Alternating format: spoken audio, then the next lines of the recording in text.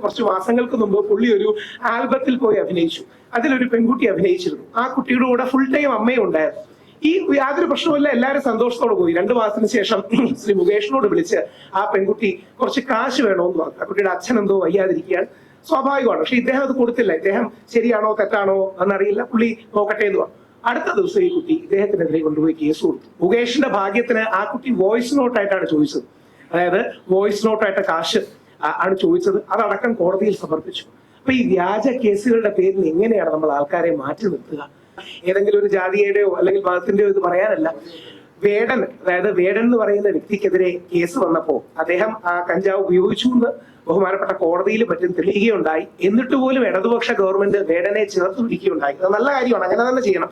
ഞാനൊക്കെ എന്നാൽ കഴിയുന്ന വിധം വേടനെ സപ്പോർട്ട് ചെയ്യുകയാണ് മാധ്യമങ്ങളിൽ വന്നത്.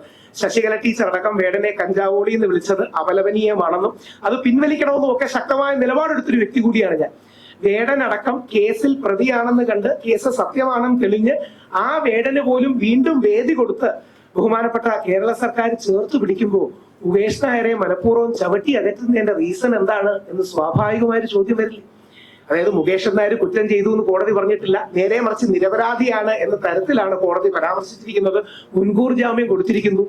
വേടന് തീർച്ചയായിട്ടും അനുകൂലമായി വേടന് വേദി കൊടുക്കുന്നു, വേടന് ഹീറോ ആക്കുന്നു. അങ്ങനെ ആക്കണം. വേടൻ ഒരുപാട് നമ്മുടെ പിന്നോക്ക സമൂഹങ്ങളുടെ ഒക്കെ കാര്യങ്ങൾ വോയിസ് ചെയ്തിട്ടുള്ള ആളാണ്. വേടനോട് ബഹുമാനമാണ്, ആദരവാണ്, രാഷ്ട്രീയമായ എതിരഭിപ്രായം ഉണ്ടെങ്കിലും. പക്ഷെ വേടനെ ചേർത്ത് പിടിക്കുകയും മുകേഷ് നായരെ തെള്ളി അകറ്റുകയും ചെയ്യുന്നു എന്ന് പറയുമ്പോൾ അതിന് സ്വാഭാവികമായ ചോദ്യങ്ങൾ ഉണ്ടാവില്ല. അപ്പോ നിരപരാധിയായ, അതിനെക്കുറിച്ച് കൂടുതൽ പറയണമെന്നുണ്ട്, നിങ്ങളുടെ ചോദ്യങ്ങൾക്കൂടെ ഭാഗമായി പറയാം. ഇവിടെ യഥാർത്ഥത്തിൽ ഈ പ്രസ് മീറ്റ് വിളിക്കാനുള്ള അടിസ്ഥാന കാരണം തന്നെ കോടതി നിരപരാധിയാണെന്ന് സൂചിപ്പിക്കുന്ന, കോടതി മുൻകൂർ ജാമ്യം കൊടുക്കുന്ന, കോടതിയുടെ ഭാഗത്തു നിന്ന് ശക്തമായ ആനുകൂല്യം കിട്ടുന്ന ഒരു വ്യക്തിയെ പ്രവേശനോത്സവത്തിന് വിളിച്ചതിൽ ഒരു മന്ത്രി അന്വേഷണം ഉത്തരവിടുകയും ഇനി അവിടുത്തെ ഏതെങ്കിലും ടീച്ചർമാർക്കെതിരെ ആക്ഷൻ ഉണ്ടാവും, ആരെങ്കിലും ഒക്കെ സസ്പെൻഡ് ചെയ്യും. എന്തിനാണ്?